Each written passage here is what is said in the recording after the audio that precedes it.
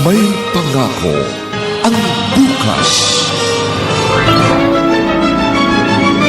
Ako pa ba ang walang utang na loob? Pinagsilbihan ko kayong lahat. Tiniis ang agad lang niyo sa aking mga pangarap, ang pananakit, pagmamalupit, at mga paninisi niyo. Ngayong dumating na sa sukdulan ng lahat, sinusumbatan niyo pa rin ako? Itong tandaan niyo, maaabot ko rin ang langit! May pangako ang bukas. Kasaysayan ng mga kaluluwang lupaypay na ang pusong hapong-hapo sa tindi ng malabis na pagdurusa.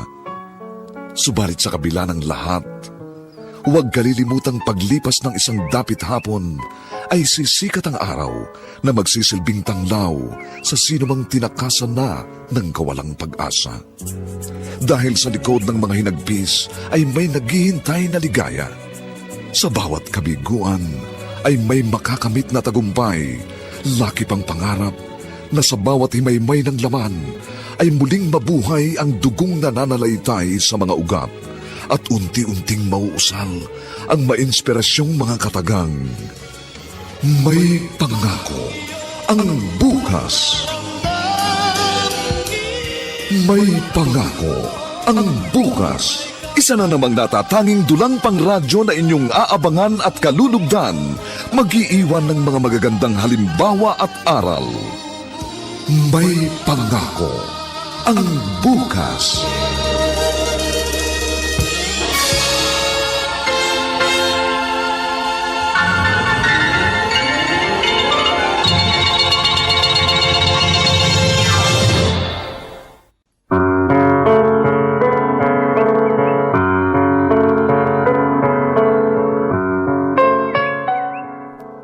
Magandang umaga po sa inyong lahat, mga giliw naming tagapakinig. Narito na po ang ating tampok na kasaysayan sa linggong ito, pinamagatang Maaabot Ko Rin ang Langit. Dito pa rin sa ating natatanging dunang May Pangako ang bukas.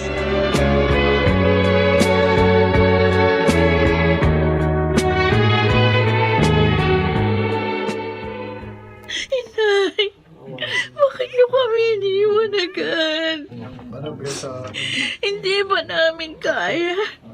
Kailangan mo namin kayo.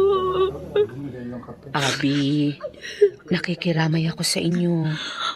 Aling Pilar, sabi niya, mamimili lang daw siya ng mapagsasaluhan namin para sa birthday ko. Yung pala, hindi na siya bumalik. Nalulungkot din ako at nabigla sa pagpanaw ng kaibigan ko. Kung alam ko lang na mangyayari to, hindi bali nang wala kaming pagsaluhan sa birthday ko. Basta kasama lang namin siya. Tagan mo na lang ang loob mo. Talaga sigurong hanggang dito na lang ang buhay ni Tonya.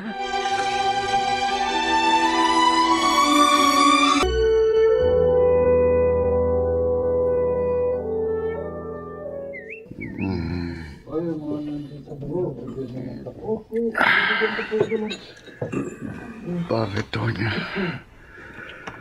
Bakit mo ako iniwan? Kailangan pa kita. Paano na kami ngayon ng ating mga anak? Gardo, marami-rami na yan na inom mo. Tama na yan. Masakit, Desto. Mahal na mahal ko si Tonya. Ngayon, parang hindi ko alam kung paano pang mabubuhay nang wala siya. Huwag ka sanang panghinaan ng loob. Alalahanin mo, nariyan pa ang tatlong anak niyo ni Tonya. Mas kailangan kanila ngayon. Si Abby, dapat hindi na lang siya ipinaganda ni Tonya. Buhay pa sana kasama ko. Huwag mo sana siyang sisihin. Dahil tulad mo, nasak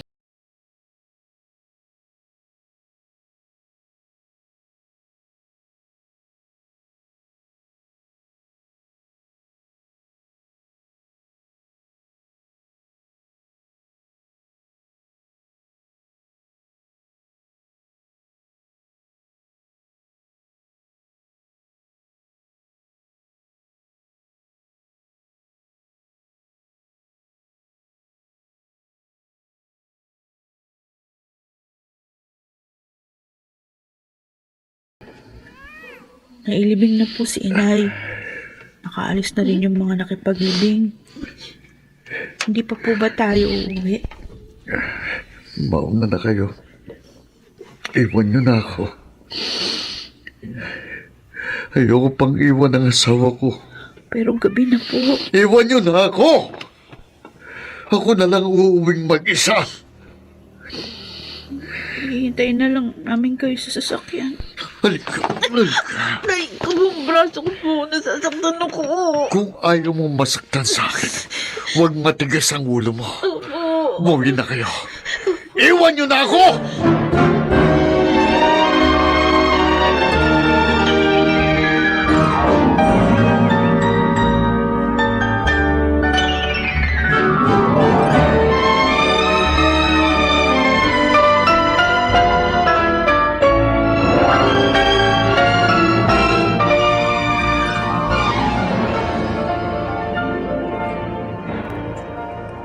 Pilar, nakatanaw ka pa dito sa may bintana. Gabi na. Matulog na tayo. Iniisip ko lang si Abby, Desto. Paano na kaya siya ngayong wala na ang kaibigan ko? Nariyan pa ang tatay nilang tatlo. Si Gardo, naniniwala ako na pagkatapos magdalamhati, muling kikilos yan para gampanan ng obligasyon sa kanyang mga anak. Sana nga. Sana nga'y mangyari ang sinasabi mo. Taong to. Duda ka ba kay Gardo? Mabuting ama naman siya sa mga anak niya. Ewan ko ba. Pero nag-aalala ako para kay Abby.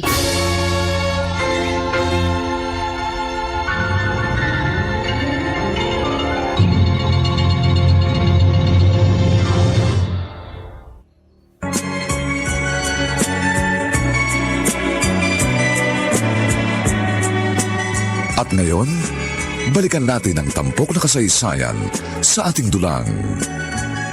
May pangako ang bukas.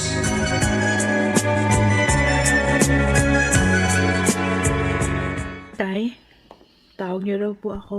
Oh, may sasabihin ako. Simula ngayon, ikaw nang gagawa ng lahat ng mga gawaing bahay dito, ha? Dahil wala ng nanay mo. Naintindihan mo ba? Opo. Hayaan mong makapag-aral sina Cindy at Tyrone. Opo, itay. At sa birthday mo sa makalawa, huwag ka nang umasang may celebration pang mangyayari. Naintindihan ko po. Sige, malis ka na.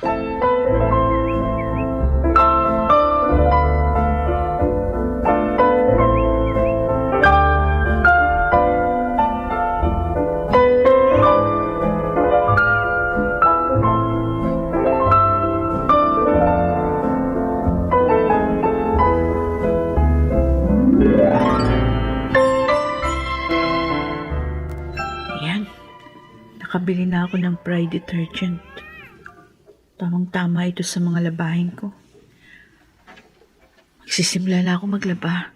Sasabihan ko na lang si Cindy magsaing. Cindy! Cindy! Ano ba yun, ate? Nanonood ako eh. Magsaing ka muna. Ang dami ng labahin ko, tingnan mo. Eh sabi ni Itay, ikaw na gagawa ng lahat dito ah. Eh bakit mo ko inuutusan? Nagpapatulong lang ako para mapadali yung mga gawain. Para pagkatapos ko maglaba, kakain na tayo. Eh importante yung pinanonood ko eh. Magsaing ka muna bago ka maglaba dyan. Eh bakit ba ayaw mo sumunod? Hoy, ate mo ako ha? Tsaka ba't ka ganyan? Di ka naman ganyan dati ha? Susumbong kita kay Itay. Sasabihin ko sinisigawan mo ako, pinipilit mo ako.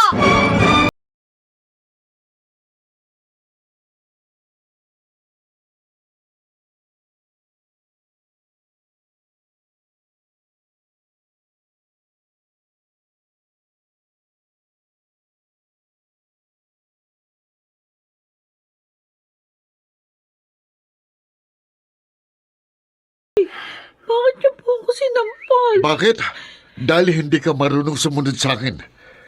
Di ba sinabi ko na sa'yo, ikaw nang gagawa ng lahat ng mga gawain dito? Sinusunod ko naman po kayo eh. Ulam niyo. Nagsisinungaling ka pa, ha? Ha? Sinabi sa akin ni Cindy, ang paninigaw at pamimilit mo sa kanya na magsaing. Nagpatulong lang naman po ako sa kanya dahil marami labahin ko. Kung anong sinabi ko, yun ang sundin mo. At huwag mong abalahin sina Cindy para tulungan ka, ha? May ginagawa rin sila eh. Wala naman po masama doon. Dati naman nagtutulungan kami nung buhay pa si Inay. Iba na ngayon. Dahil patay ng nanay mo at kasalanan mo yun. Hindi ko naman gusto mamatay si Inay. Mahal na mahal ko rin po siya. Kung hindi niya hinandaan ang lintik na birthday mo, hindi siya maaksidente. Kaya ikaw ang may kasalanan kung bakit siya nawala. Ikaw!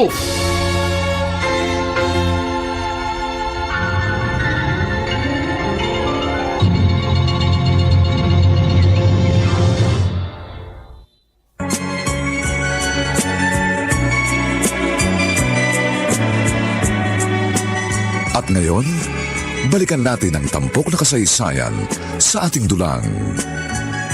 May pangako ang bukas.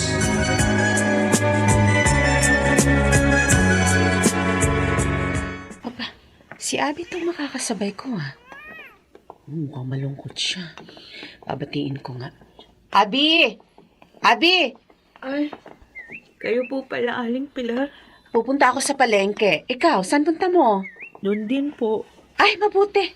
Magkakakwentuhan tayo habang patungo ron. Oh, kumusta na kayong lahat ngayong wala na si Tonya? Napakalungkot po. Malaki ang pinagbago mula nung mawala si Inay. Masasanay din kayong magkakapatid na gumawa sa bahay. Dahil nga wala na kayong ina. Kaya nyo naman yun Magtulungan lang kayong tatlo. Ako lang naman mag-isang nagagawa ni Itay sa bahay. Ha? Opo. Ibig mo sabihin, hindi ka tinutulungan ng mga kapatid mo?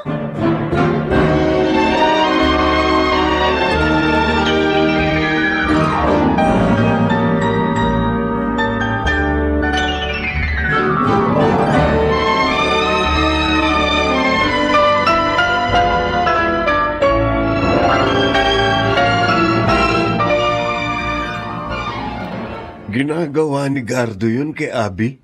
Oo, Desto. At sinasaktan na rin niya si Abby. Siguro sinisisi pa rin niya ang bata sa pagkamatay ni Tonya. Uy, pambihira naman siya. Aksidente ang nangyari at hindi rin gusto ni Abby yun. Ganon din ang sabi ko sa kanya noon. Pero hindi pala niya tinanggap. Ay, nakakawawang Abby. Pinagdurusan ng kanyang ama kahit wala naman siyang kasalanan. Ito na nga bang inaalala ko nun, Ang magbago si Gardo kay Abby.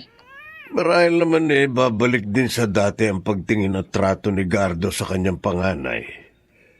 Kailangan lang magpalipas ng ilang buwan. Hindi ako naniniwalang mangyayari pa yun. Wala nang kaibigan ko. Kaya hindi ako magugulat kung hindi na rin pagmalasakitan ni Gardo si Abby.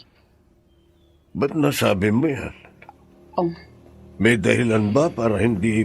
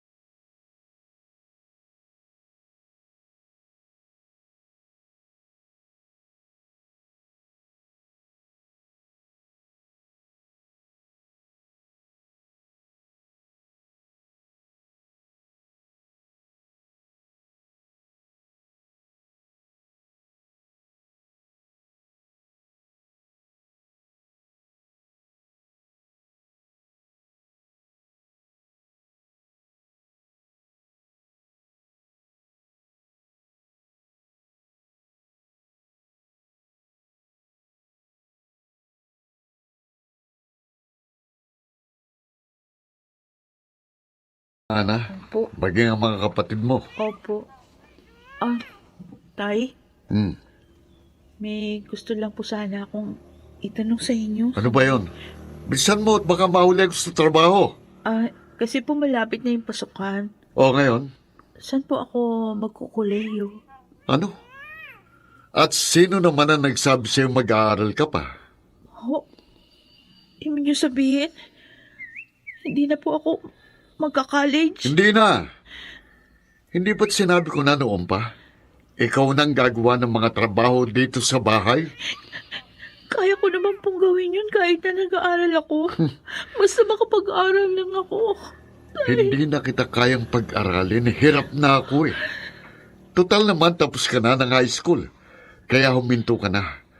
Hayaan mong makatapos naman sina Cindy at Tyrone. Pero itay... Huwag kang matigas ang ulo mo! Tatamaan ka na sa akin!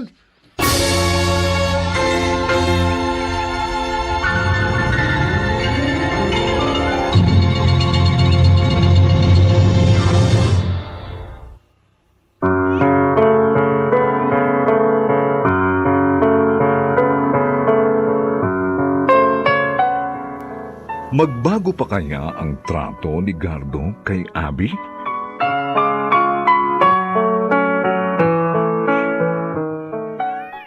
Mga nagsiganap, Phil Cruz, Chiquit del Carmen Amor, Maynard Landicho Jr., Jenaline de la Cruz, Lionel Benjamin, at si Rosana Villegas sa papel na Abby.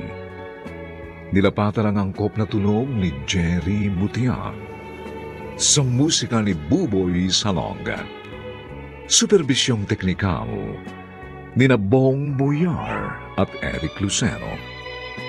Ang kasaysayang ito'y mula sa panulat ni Telma Corporal Alcantara at sa direksyon ni Roberto Bobby Cruz.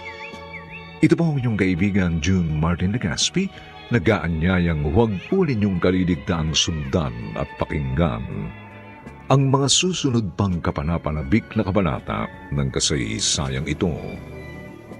Maaabot ko rin ang langit. Dito pa rin, sa ating natatanging dunang, may pangako ang bukas.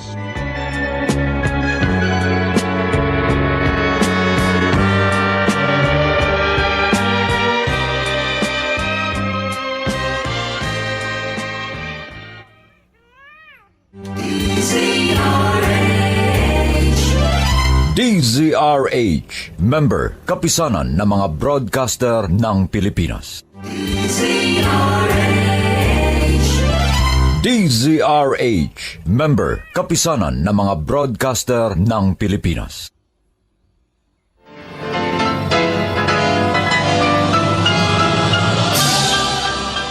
Buong karangalang inihahandog ng DZRH para sa bagong milenyo.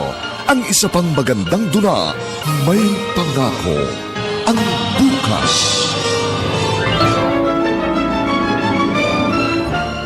Ako pa ba ang walang utang na loob? Pinagsilbihan ko kayong lahat. Tiniis ang pagad lang niyo sa akin mga pangarap, ang pananakit, pagmamalupit, at mga paninisi niyo. Ngayong dumating na sa sukdulan ng lahat, sinusumbatan niyo pa rin ako? Itong tandaan niyo, maaabot ko rin ang langit!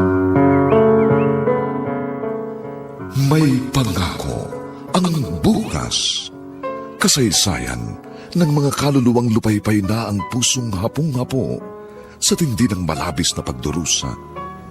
Subalit sa kabila ng lahat, huwag kalilimutang paglipas ng isang dapit hapon ay sisikat ang araw na magsisilbing tanglaw sa sinumang tinakasan na ng kawalang pag-asa. Dahil sa likod ng mga hinagpis ay may naghihintay na ligaya. Sa bawat kabiguan ay may makakamit na tagumpay, laki pang pangarap na sa bawat himaymay ng laman ay muling mabuhay ang dugong nananalaytay sa mga ugat at unti-unting mauusal ang mainspirasyong mga katagang. May pangako ang bukas. May pangako ang bukas. Isa na namang natatanging dulang pang radyo na inyong aabangan at kalulugdan. Mag-iiwan ng mga magagandang halimbawa at aral. May pangako ang bukas.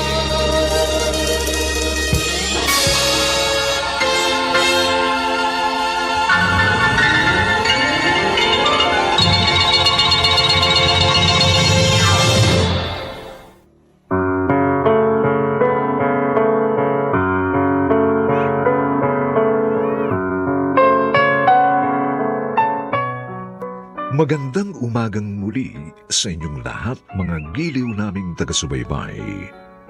Narito na po ang ikalawang kabanata ng ating tampok na kasaysayan sa linggong ito, pinamagatang Maaabot Ko Rin ang Langit. Dito pa rin sa ating natatanging dunang May Pangako ang Bukas.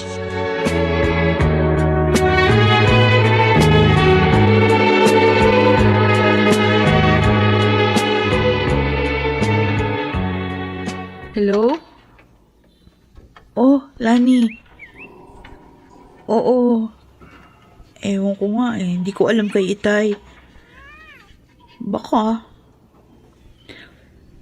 hindi na ako makapagkuleyo sa susunod na pasukan. Talagang ganun. Kasi nagka-problema kami. Dahil nga sa pagkamatay ni Inay. Lani. Sige, next time na lang tayo uli mag-usap ha. May gagawin pa kasi ko eh. Okay. Bye. Kakaingit naman si Lani. Buti pa sila. Makakapag-aral pa rin. Maaabot nilang kanilang mga pangarap. Samantalang ako, di ko alam kung matutupad ba ang mga pangarap ko. Kasi, galit sa akin si Itay.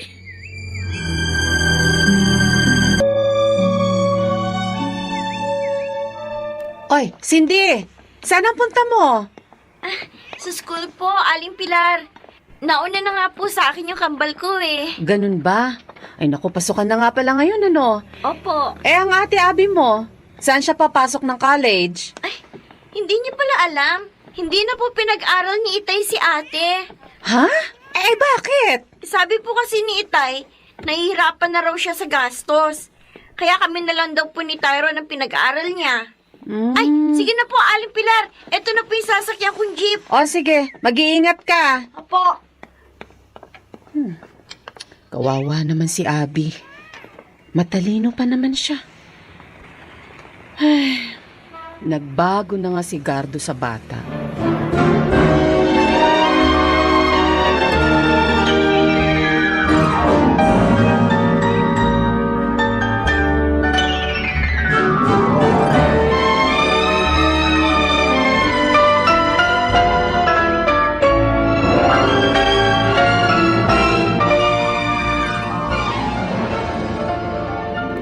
Saan ba tayo pupunta, Gardo? Sa tindahan ni Aling Maring, doon tayo magkwentuhan habang nagiinuman.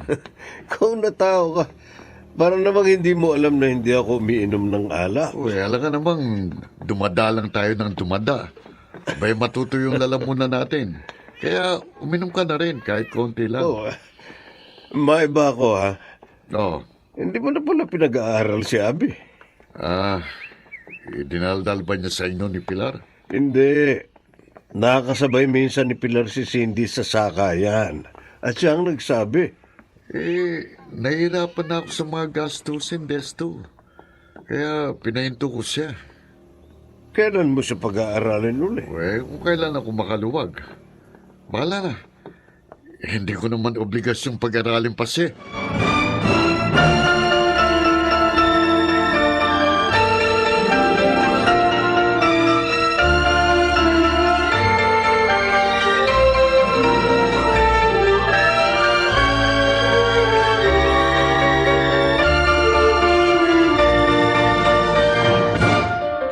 Yun ang sinabi niya sa akin, Pilar. Ay, lalo lang tuloy ako naawa kay Abby.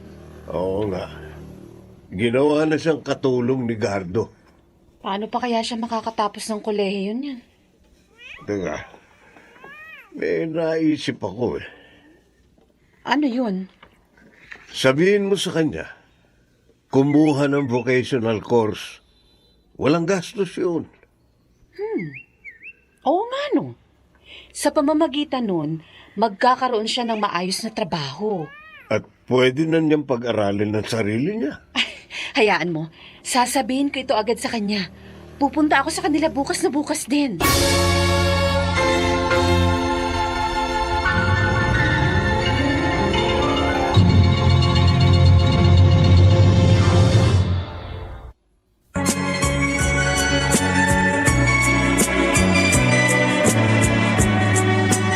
At ngayon, balikan natin ang tampok na kasaysayan sa ating dulang. May pangako ang bukas.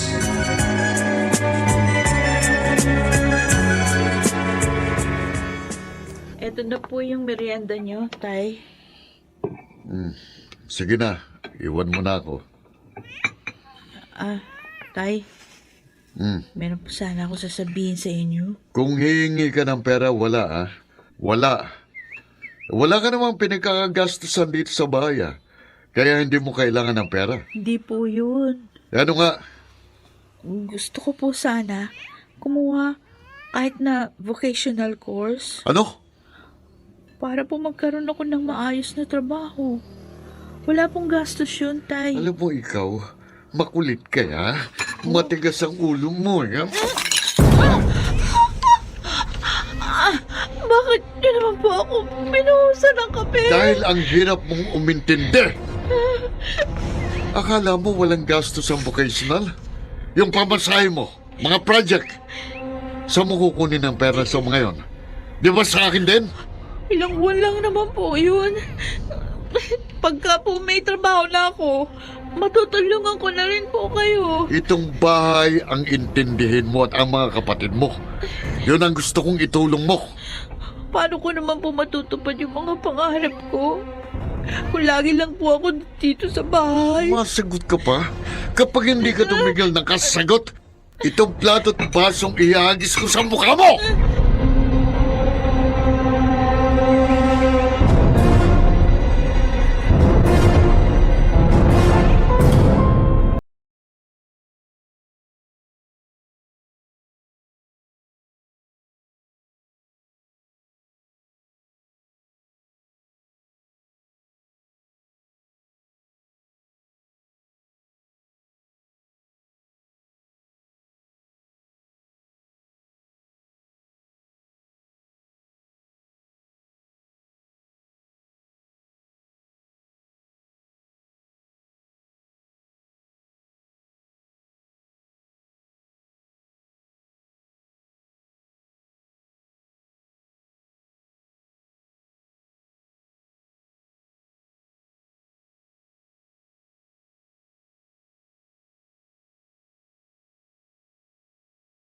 Kailangan mo, Tyron. Okay.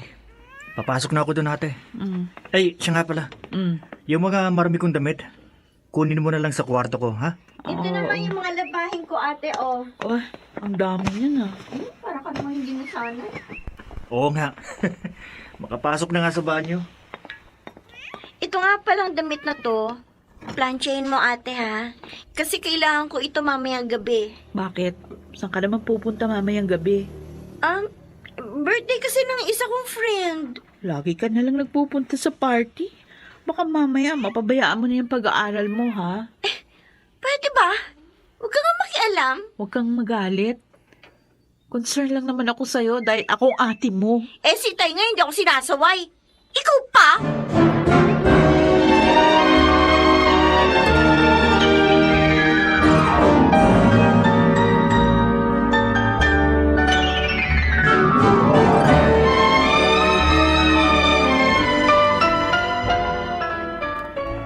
Bakit hindi ka na naman papasok, Cindy? Nahihilo na naman ako, Tyron, eh. At saka, parang... Uy, Ilang araw ka nang lagi nahihilo ah. Naku, Cindy, Bakit? baka naman buntis ka rin katulad ng syota ko. Ano? Buntis din yung syota mo? Oo, yung problema ko nga kung paano ko sasabihin kay Itay. Naku, di ako magagalit siya sa atin, Tyron. Pinigo natin siya. Ako, handa akong pakasalan si Kathy. Tulungan at payagan na ako ni Itay. Ikaw, pakakasalan ka ba ng boyfriend mo? Hindi pa nga niya alam ang tungkol dito eh. Bakit hindi mo pa sinasabi? May kakaiba ka na palang nararamdaman. Kasi naman hindi pa siya bumabalik galing probinsya.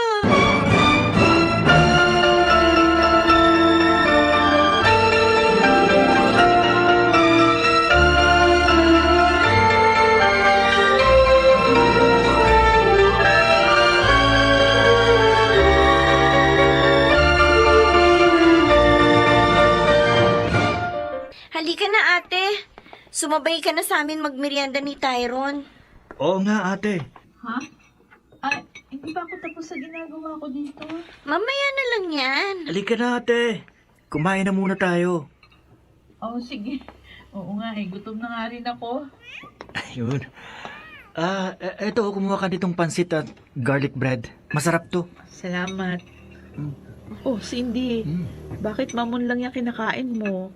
Diba paborito mo naman tong pansit at garlic bread? Noon yun, ate. Pero ngayon ayoko na. Bakit? Nasusuka na ako dyan eh. Ano? Bakit ganun? Kasi buntis siya, ate. Ha? Ikaw naman, Tyron, no? Una mo pa ako ibinuko eh. Buntis din namin yung shota mo ah. Naku po. Ano ba Yan yan? ang problema namin, ate. Di namin alam kung paano sasabihin kay Itay. Ate, sana tulungan mo kami.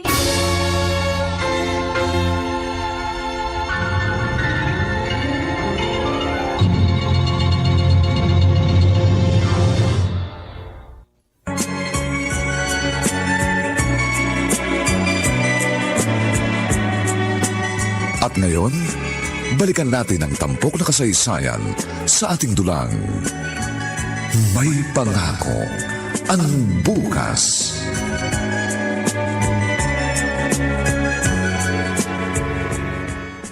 Anong meron? Bakit parang nagtitipon kayong tatlo dito sa sala? Tay, meron po sana kaming sasabihin sa inyo. Ano ba ang drama to, Cindy? Tyron, nahawa na ba kayo dito kay Abby? Hindi po drama. May problema po mga kapatid ko. Ano ba ang problema nyo, Cindy, Tyron? At bakit kailangan isang kutyo pang babaeng ito? Tay, Ah, sorry po. Sana huwag kayong magalit. ano nga? Buntis po ako. Ano? At ikaw, Tyron, ano naman ang problema mo? Tay, buntis pong nobya ko. Ano? Mga walang niya kayo. Pinag-aaral ko kayo, yung pala puro kalokohan lang ginagawa nyo. Sorry po, Itay. Sorry! Ha? Tay, huwag po kayong magalit. Anong wag? Tama po mga kapatid ko. Kailangan po pakasalan ni Tyron yung girlfriend niya. At si Cindy naman. At si Cindy naman, dapat pakasalan rin ang nakabuntis sa kanya. Wala po siya, Tay. Anong wala? Tinakasan na po ako. Oh, Diyos ko. Ano ba itong ginawa mo, Cindy? Ano? Hindi ang braso ko pa nasasaktan Talaga mo siya. Baka kung paano dinadala niya. Mga walang niya kayo. Tama na po, Itay. Ikaw na babae ka. Kasambot ka nila, no? Ha? Ha? Aray ko! Kasambot ka nila sa panluloko sa akin. Hindi po ako kasabot! Kanina ko lang naalaman lahat! Sinungaling! Tama na po! Huwag mong saktan si ate! Anong wag?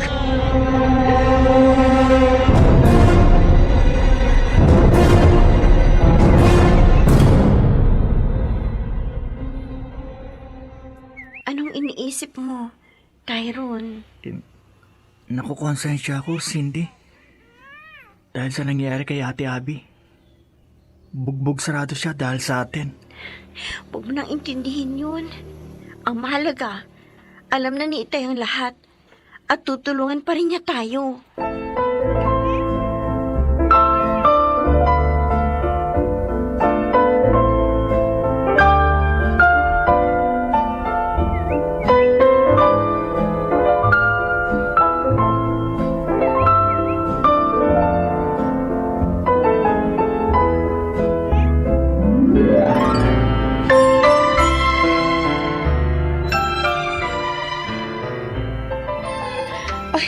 Yung pala ang dahilan, kaya marami kang pasa. Kasi po nagalit sa akin si Itay, Aling Pilar. Nakipagsabuatan daw ako sa mga kapatid ko para lukuhin siya. Pambihira naman siya. Abay, parang sa'yo niya ibinuhos ang galit niya dun sa dalawa. Mula po nang mawala si Inay, nagbago na sa akin si Itay. Noon po ang akala ko. Babalik pa sa dati ang lahat. Pero mali pala. Hanggang ngayon, galit pa rin siya sa akin.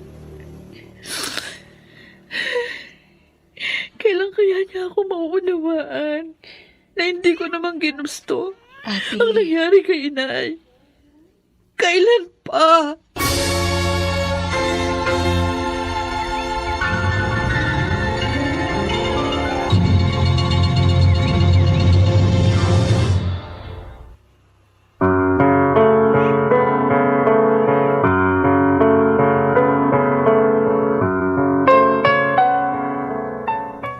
Ano pang mga hirap ang daranasin ni Abby?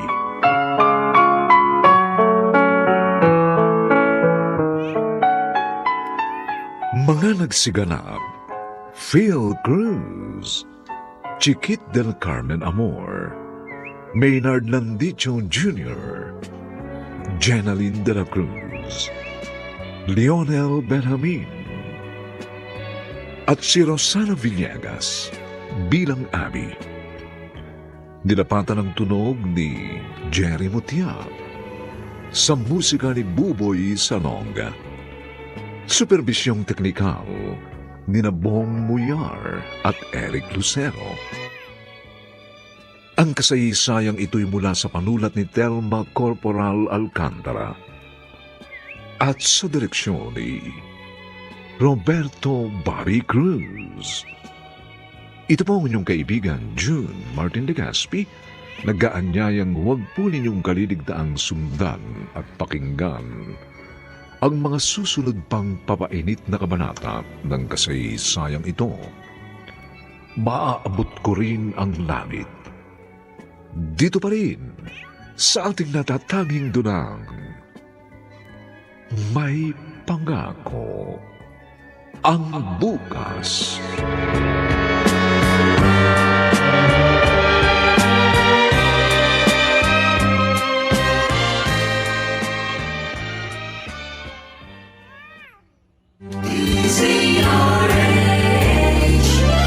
DZRH, member Kapisanan ng mga Broadcaster ng Pilipinas.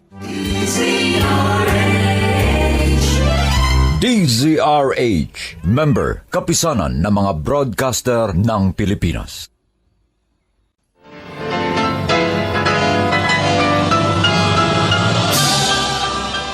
Buong karangalang inihahandog ng DZRH para sa bagong milenyo. Ang isa pang magandang dula, may pangako ang bukas.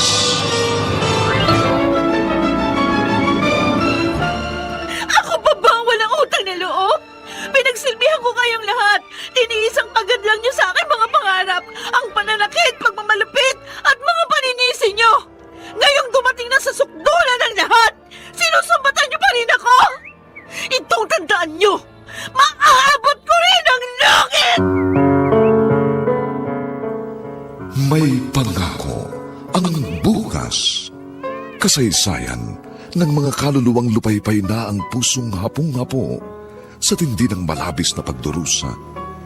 Subalit sa kabila ng lahat, Huwag kalilimutang paglipas ng isang dapit hapon ay sisikat ang araw na magsisilbing tanglaw sa sinumang tinakasan na ng kawalang pag-asa. Dahil sa likod ng mga hinagpis ay may naghihintay na ligaya. Sa bawat kabiguan ay may makakamit na tagumpay, laki pang pangarap na sa bawat himaymay ng laman ay muling mabuhay ang dugong nananalaytay sa mga ugat at unti-unting mauusal ang mainspirasyong mga katagang. May pangako ang bukas. May pangako ang bukas. Isa na namang natatanging dulang pang radyo na inyong aabangan at kalulugdan, mag-iiwan ng mga magagandang halimbawa at aral.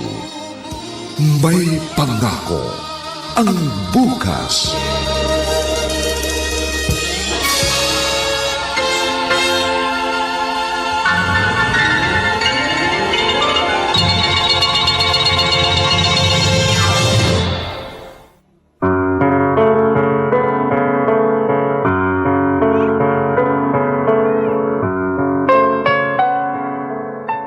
Magandang umagang muli sa inyong lahat, mga kaibigan. Narito na po ang 3 kabanata ng ating tampok na kasaysayan sa linggong ito. Pinamagatang, Maaabot ko rin ang langit. Dito pa rin sa ating natatanging dunang, may pangako ang bukas.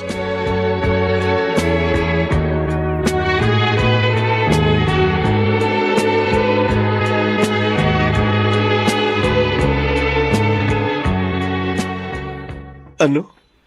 Ginulpi ni Gardo si Abby? Bakit? Nagalit daw si Gardo dahil kinonsinti raw ni Abby ang kanyang mga kapatid upang lokohin siya. Paano naman siya niloko? Ganito kasi yon. Nagpatulong kasi yung dalawa kay Abby para sabihin kay Gardo yung problema nila. At alam mo ba kung anong problema? Itong si Cindy nabuntis at hindi mapanagutan ng lalaki. Huh? At si Tyro naman, nabuntis yung nobya niya. Uy, anong kasalanan ni Abby doon para bugbugin niya? Yun na nga eh. Alam mo, naawa ako sa kanya nang makita ko kanina sa kanila. Para kasing sa kanya ibinuhos ni Gardo ang galit dun sa dalawa. Paano mo naman nakausap si Abby? Dumaan ako kanina doon. Tinempohan ko na wala yung magkapatid. Nabalitaan ko kasi na may gulong araw dun sa bahay nila. Kaya inalam ko. Sobra na talaga ang kaibigan natin. Inalila na nga si Abby, sinasaktan pa. Pinigilan mag-aral. Ngayon, ginawang shock absorber. Desto, ano kaya kung kausapin natin si Gardo? Ilang beses ko nang pinaliwanagan yung Pilar, pero ayaw makinig. Alam ko na. Sabihin natin na ipapasok natin ng trabaho si Abby. Para makalaya na yung bata sa kanya. Saan naman natin siya ipapasok? May alam ka ba? Oo, kay Loleng. Tamang-tama. Naghahanap siya ng tauhan ngayon. Kaya lang... Sige na. Awang-awa na talaga ako sa anak ni Tonya.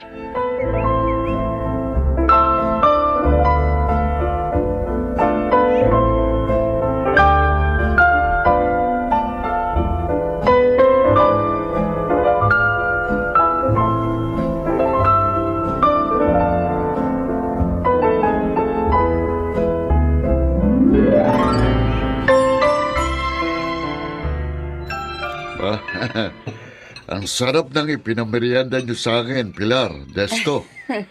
Ano bang okasyon ngayon? Ay, wala naman.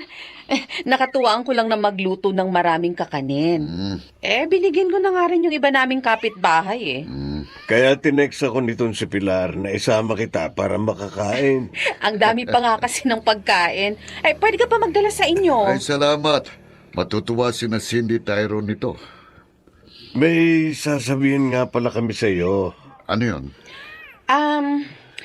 Yung kaibigan ko kasi, nangangailangan ng tauhan sa kanyang patahian. Naisip namin si Abby para kumita siya at makatulong naman sa'yo. Irerekomenda namin siya kung gusto mo. Maganda sana yan Kaya lang, mas kailangan siya sa bahay siya na kasi talagang marunong mag-asikaso sa bahay. Isa pa, alam nyo, nakalulungkot mang sabihin, pero buntis si Cindy. Ha? Alam niyo na, nadala ng kapusukan. Tinakasan naman ng nobyo. Kaya mas kailangan niya ngayon ng kasama sa bahay. Uy, ganun ba? Sayang naman yung trabaho. Matuturuan pa siya ng kaibigan namin doon. Hayaan niyo na siya. Nakatutulong naman siya sa akin sa bahay Kaya lang, Gardo, paano naman yung mga pangarap ng bata? Desto, hindi mahalaga sa akin ang pangarap niya. Ang mahalaga, masunod niya ako. Gardo? Bakit ka naman ganun sa bata? Talaga bang hindi mo alam, Pilar? Matali kayong magkaibigan ni Tonya. Oh, Pero, natanggap mo naman ang bata, di ba? oo noon. Pero ngayong wala na si Tonya at kasalanan pa ni Abby, galit ng nararamdaman ko para sa kanya. Huwag kang ganyan. Walang kasalanan si Abby sa nangyari. Isa pa, ilang taon na patay si Tonya. Oo nga naman, Gardo. Kalimutan mo na ang mga sama ng loob. Hindi ko makakalimutan yun.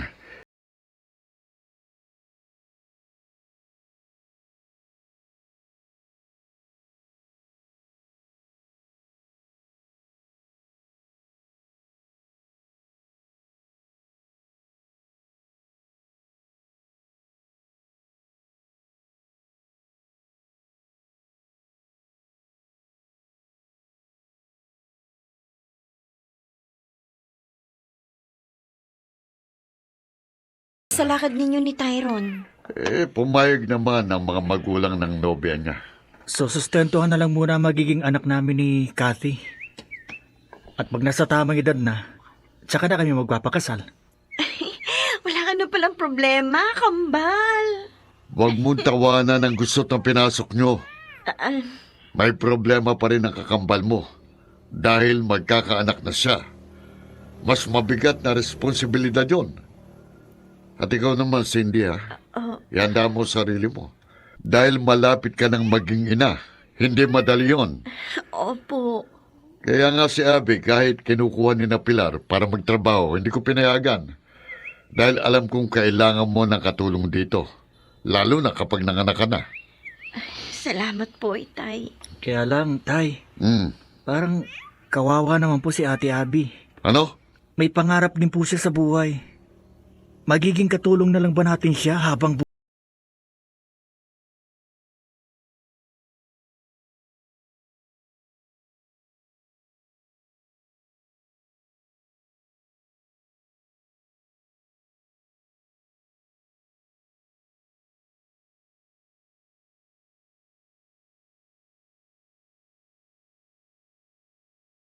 Ang gabi na.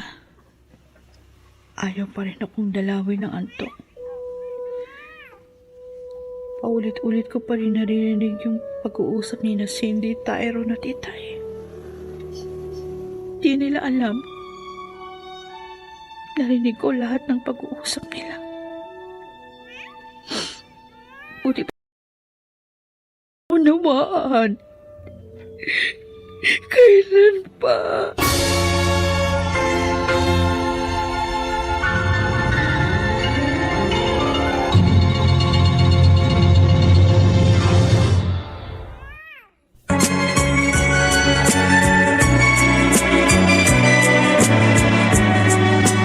At ngayon, balikan natin ang tampok na kasaysayan sa ating dulang.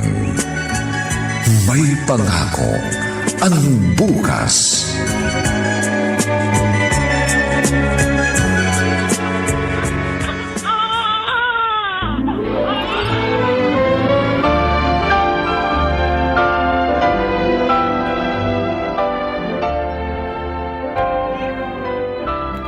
Dito muna ako mauupo sa labas ng bahay namin.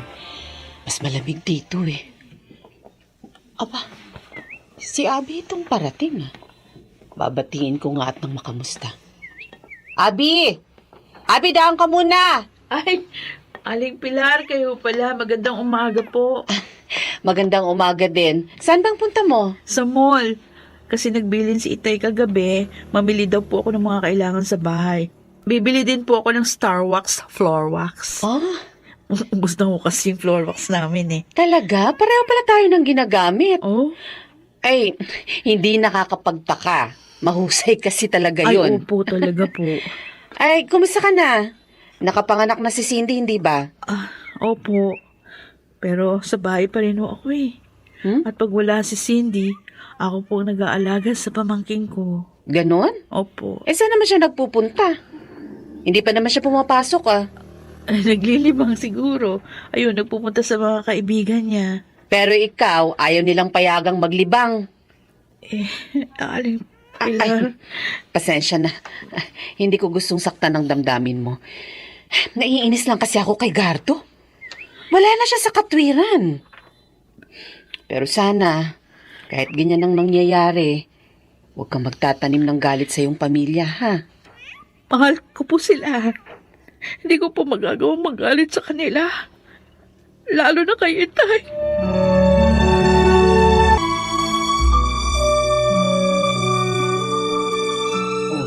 Ate, gabi na. Bakit nasa iyo pa rin si baby? Nagpunta kasi si Cindy doon sa kaibigan niya, Tyrone. Magbabahan yun talaga, oh.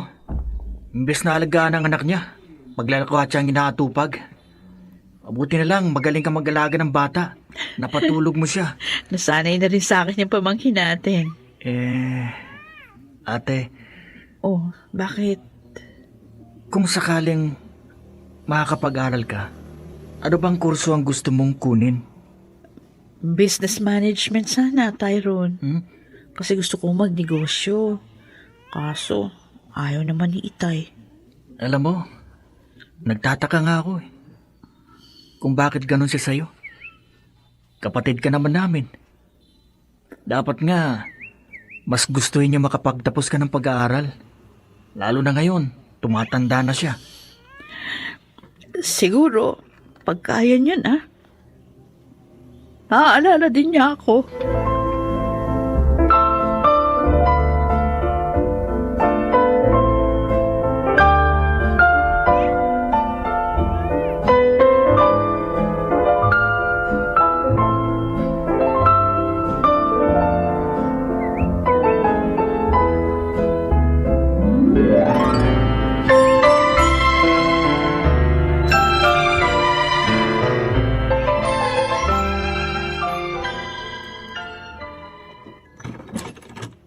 Oh, bakit narito ka sa room namin ng anak ko, Tyrone?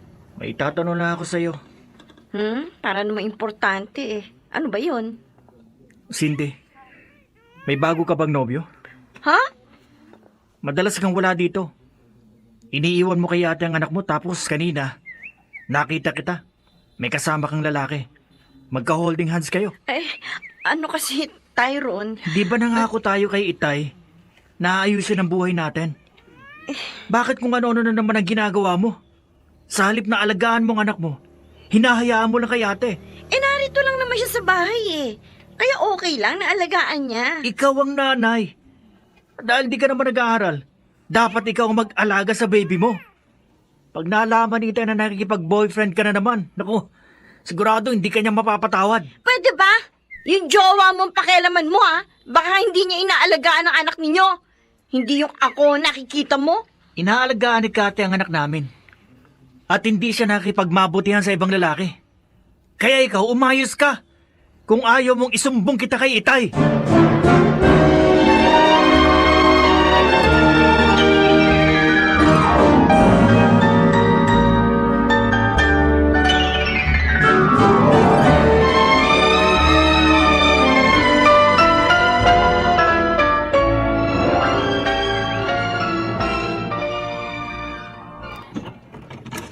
Tay, dumating na pala kayo. Oo, bakit? Gusto niyo po bang ipaghain ko na kayo? Busog ako. Mas ka na dyan. Ba't niyo naman po ako tinulak? Dahil umaara ka sa daan eh. Visit ka. Kayo lang naman ang inaalala ko. Ano? Bakit ba ang lupit niyo sa akin? Anak niyo rin naman ako!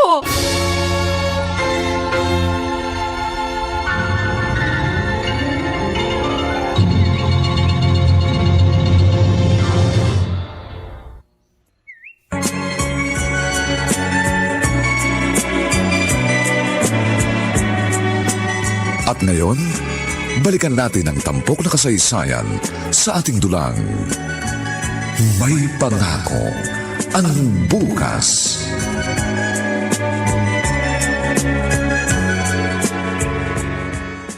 Buti nga sa'yo. Epal ka kasi. Hoy! Ay! Kakagulat ka naman, Tyrone. Bakit ka ba nagugulat dyan? Nagtataka ako sa'yo eh. Nagsasalita, tumatawa ka mag-isa. Natatawa lang ako sa ginawa ni Itay kay ate. Bakit? Ano bang ginawa niya? Tinulak siya. Ha? Papansin kasi sobre. Gustong hainan ng pagkain si Itay. Lasing nga yung tao. Cindy, Mm, hindi ka ba nagtataka? ano? Kung bakit galit si Itay kay ate? Wala naman siyang ginagawang masama sa ating lahat. Pero pati tayo, tinuruan ni Itay na magalit sa kanya. Ha? Anak din naman ni Itay si ate, di ba? Kapatid natin. Kasi nga, siyang dahilan kaya namatay si Inay. Na alam naman nating lahat na hindi totoo. Dahil nabundol si Inay ng isang mabilis na van. Naisip ko lang, may iba pa kayang dahilan ng pagbabago ni Itay kay ate?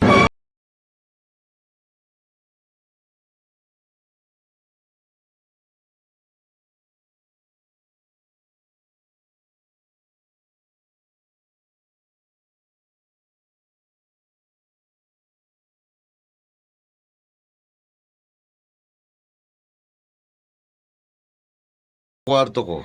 Ano kailangan nyo? May itatanong po sana kami sa inyo. Ano ba yon? Kagabi kasi nakita namin na tinulak ninyo si ate. Mabuti sa kanya yon. Mapapil eh. Hindi ko naman siya kailangan. Lumalapit siya. Bakit po ba parang ang laki ng galit nyo kay ate? Anak ni po naman ninyo siya. Kapatid namin. Hindi ko siya anak. Ano po? Pero, paano? Anak siya sa pagkadalaga ng nanay nyo. 1 taon na siya nang pakasalan ko si Tonya.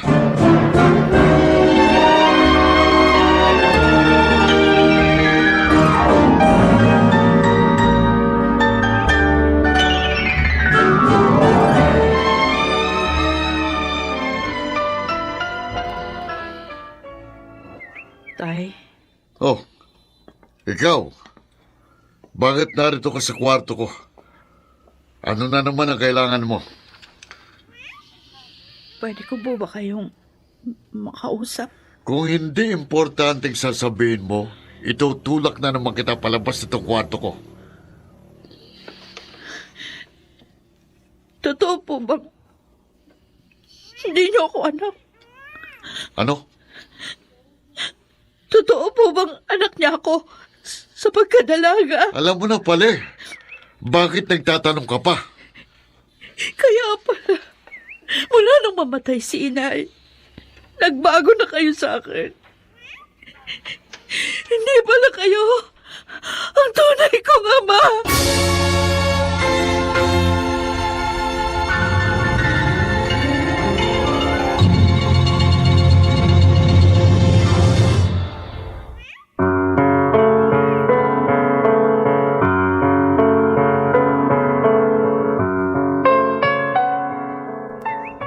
Ano na ang magiging buhay ni Abby ngayong batid na niya ang lahat?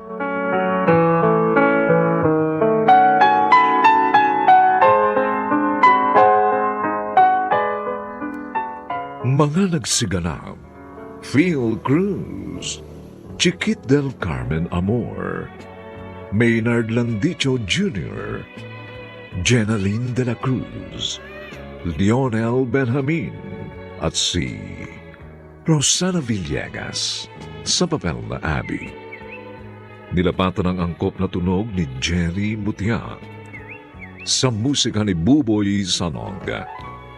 Superbisyong teknikal ni Bong Buyar at Eric Lucero. Ito'y mula sa panulat ni Telma Corporal Alcantara at sa direksyon ni Roberto Bobby Cruz. Ito po ang inyong kaibigan June Martin de Gaspi, nag-aanyayang huwag po ninyong kaliligtaang sundan at pakinggan ang mga nalalabipang kapanapanabik na kabanata ng kasaysayang ito. Maaabot ko rin ang langit. Dito pa rin sa ating natatanging dunang may pangako ang bukas.